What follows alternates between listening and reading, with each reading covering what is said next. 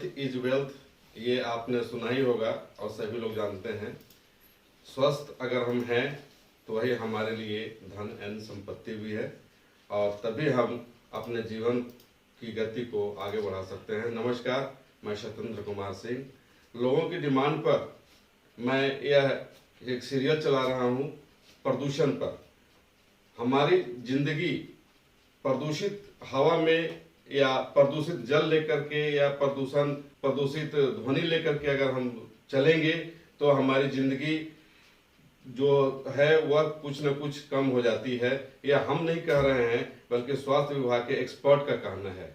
जितने भी एक्सपर्टीज हैं इस मामले को लेकर के उनका यही कहना है कि अगर हमारी अपनी जिंदगी को आगे बढ़ानी है तो हमें प्रदूषण रहित जिंदगी जीना होगा, जो आज के समय में संभव नहीं है। क्यों संभव नहीं है? इसका कारण यह है कि जिस प्रकार से वैज्ञानिक युग में हम लोग जी रहे हैं, औद्योगिक संस्थानों को ला रहे हैं और जितनी औद्योगिक संस्थानें स्थापित हो रही है उतना ही प्रदूषण की मार हम लोग झेल रहे हैं। चाहे वह क्वालिटी का बेल्ट हो, चाहे वह प्लांट का बेल्ट हो, चाहे वह फैक्ट्री एरिया का बेल्ट हो, सभी क्षेत्रों में हम लोग प्रदूषण से इस कदर पीड़ित हैं कि किसी न किसी रोग से हम लोगों को पीड़ित होना पड़ रहा है। अगर हम बात करें, जैसे सब लोग जानते हैं कि प्रदूषण 3 प्रकार के होते हैं। एक होता है ध्वनि प्रदूषण, दूसरा होता है जल प्रदूषण और तीसरा होता है वायु प्रदूषण। हम लोग तीनों प्रदूषण हम लोगों के लिए नुकसानदायक है।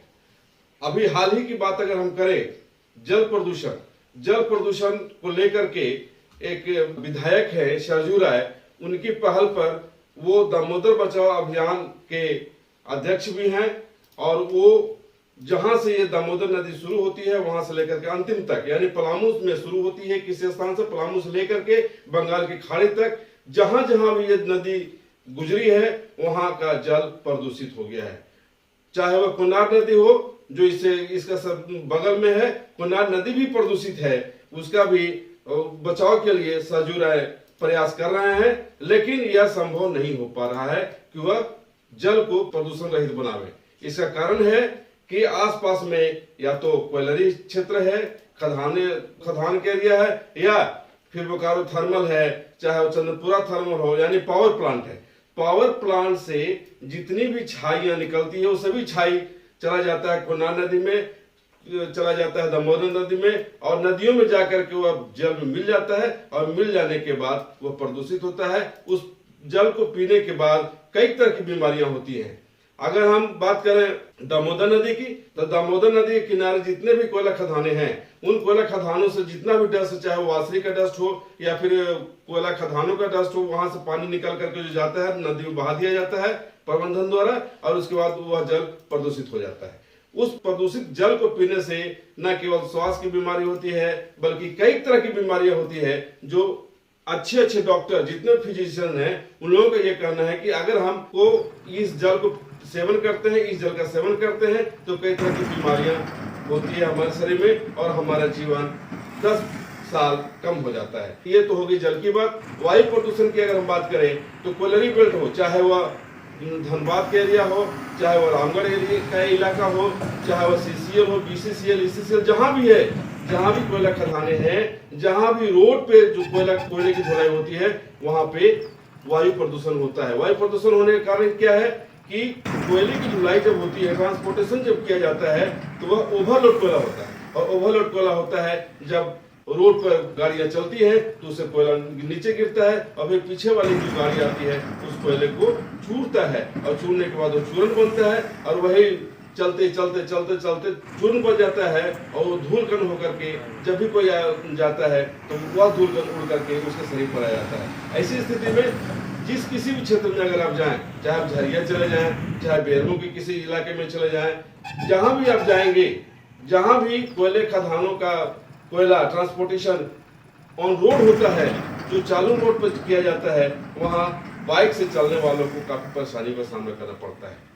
इस प्रदूषण से हमें बचना होगा और इससे बचने के लिए हम लोग आगे इस पर तैयारी करेंगे और तैयारी करके हम लोग बताएंगे कि इस पर हम लोगों को कैसे क्या करना चाहिए। स्वास्थ्य अगर हमको बढ़िया रखना है तो इसके लिए प्रदूषण से हम बचाव कैसे कर सकते हैं। प्रबंधन के द्वारा कई बार प्रयास किया जाता है, लेकिन वह प्रयास न के बराबर होता है। वह भी प्रयास कब होता है, जब जनप्रतिनिधियों द्वारा विरोध किया जाता है। अगर हम बात करें, हाल ही की बात करें, तो बोकारो थर्मल का ए प्लांट को बंद कर दिया गया है। क्यों बंद कर दिया गया कि उससे जो छाई निकल के बाहर कोनार नदी में आ रहा था और उस कोनार नदी से वह पानी दामोदर नदी में आना था और वही पानी लोगों को पीना था, चाहे वो पशु हो, पक्षी हो, जानवर हो या आदमियों को भी सप्लाई किया जाता है। जो कॉलोनी में पानी सप्लाई किया जाता है बगैर किसी फिल्टर किए हुए, बगैर किसी तरह का ट्रीटमेंट किए हुए, तो अभी नुकसानदायक होता है।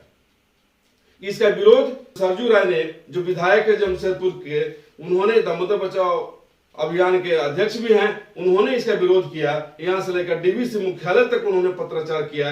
नतीजतन स्थानीय डीसी के पहल पर, स्थानीय एसडीओ के आदेश पर स्थानीय वीडियो जाकर के मामले की जांच करी है और वो जब मामले की जांच की तो वह सही पाया गया और सही पाया जाना लाजमी था, इसलिए कि ऐसा होता रहा है और ऐसा ही हो रहा है। तो इसको जांच रिपोर्ट के आधार पर इस रिपोर्ट को भेजा गया डीवीसी मुख्यालय कलकत्ता और उसके आदेश पर आज प्लांट को बंद कर दिया गया। तो प्लांट को बंद कर देना केवल उसका सॉल्यूशन नहीं है, समस्या का समाधान नहीं है। इसके लिए प्रदूषण विभाग, जिस विभाग पर गवर्नमेंट की तरफ से करोड़ों रुपए पानी की तरह बहाया जाता है, करोड़ों रुपए लगा करके अधिकारी नियुक्त किए जाते हैं, उनको सारी सुविधाएं दी जाती है, उन अधिकारियों को चाहिए कि जो भी प्लांट हो, चाहे वो कोलरी प्लांट हो, चाहे गिरिडीह का इंडस्ट्रीज हो, वहां भी सभी जगह पे ईएसपी लगाया जाना चाहिए। और ईएसपी अगर लगाया जाएगा तो प्रदूषण पर कुछ नियंत्रण होगा और यह देखना प्रदूषण विभाग के अधिकारियों का काम है। लेकिन प्रदूषण विभाग के जो अधिकारी होते हैं, संबंधित क्षेत्र कहीं से भी शिकायत मिलती है तो वहां जाएंगे और जाकर के अधिकारियों के साथ मिल बैठ करके फिर वहां से चले आते हैं, लेकिन प्रदूषण पर कोई अंकुश नहीं लगता है। ऐसी स्थिति में यह जरूरी है कि प्रदूषण मुक्त हम लोग कैसे हों, इसके लिए हम लोग आगे यानी भविष्य में बात करेंगे चिकित्सकों से, भविष्य में हम लोग बात करेंगे सरजू राय जी से कि आखिर इसका क्या समाधान है। इसके अलावा अन्य कई संबंधित लोगों से हम बात करके बताएंगे आपको कि हमें इससे कैसे निजात मिलना चाहिए।